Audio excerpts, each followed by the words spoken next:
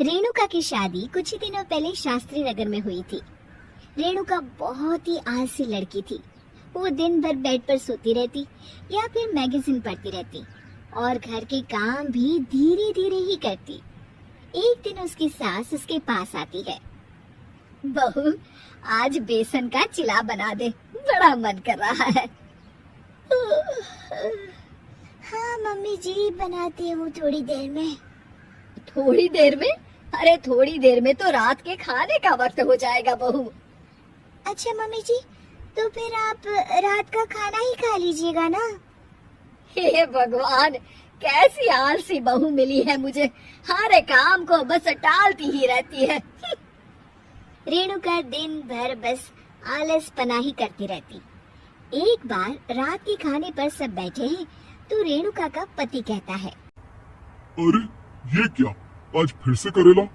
रेणुका, हफ्ते में तीसरी बार ऐसा हुआ है कि करेला बन रहा है। कुछ भी बना लिया करो। अरे इतनी सारी सब्जी मिलती है मार्केट में।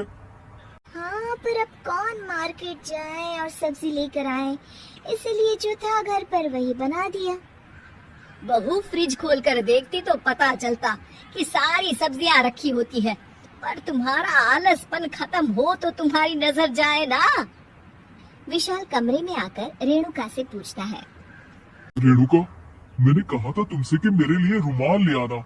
मेरे सारे रुमाल खराब हो गए हैं। तुम ले आई क्या? आज नहीं गई, कल ले आऊंगी। ओफो, पिछले 4 दिनों से मैं यही सुन रहा हूँ। बिना रुमाल के ऑफिस जाना पड़ रहा है। तुम तो बहुत ही आलसी होती जा रही हो रेणुका। आपको रुमाल की जरूरत है ना, तो खुद ही खरीद लीजिए ना। हाँ, अब वही करूँगा। तुम्हारे भरोसे बैठा रहा तो कुछ नहीं होगा।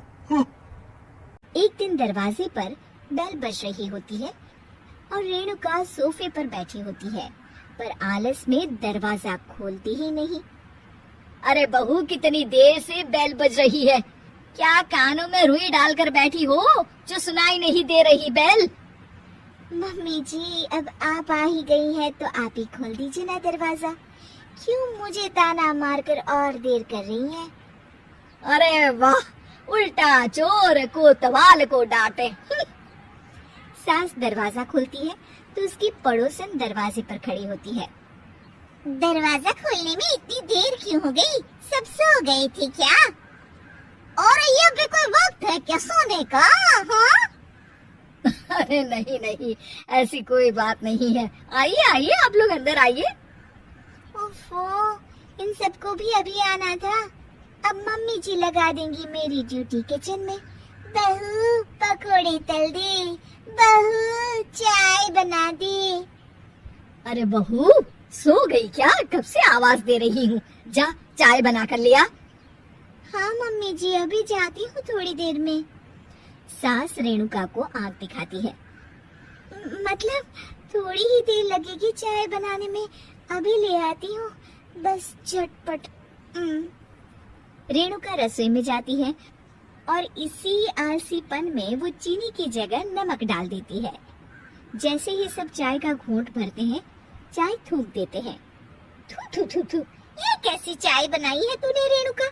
इसमें तो सारा नमक भरा है। हाँ, और ये पकोड़े, इसमें इतनी मिर्च है कि मेरी तो हालत ही खराब हो गई खाकर। और रेणु जी, आपकी खातिरदारी में पहले तो कभी कोई कमी नहीं रहती थी, पर जब से आपकी ये बहू आई है ना, मामला कुछ गड़बड़ा सा गया है।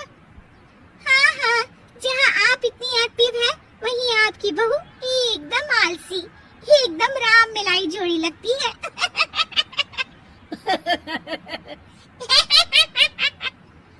अच्छा जी, चलते हैं अब। नमक वाली चाय पिलाने के लिए बहुत बहुत शुक्रिया। सब वहाँ से चले जाते हैं।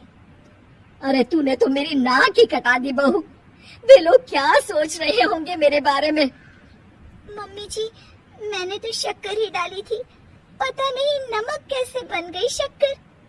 शक्कर नमक नहीं बना बहू रानी, तुम्हारा ये जो आलसपना है ना, ये उसी का नतीजा है।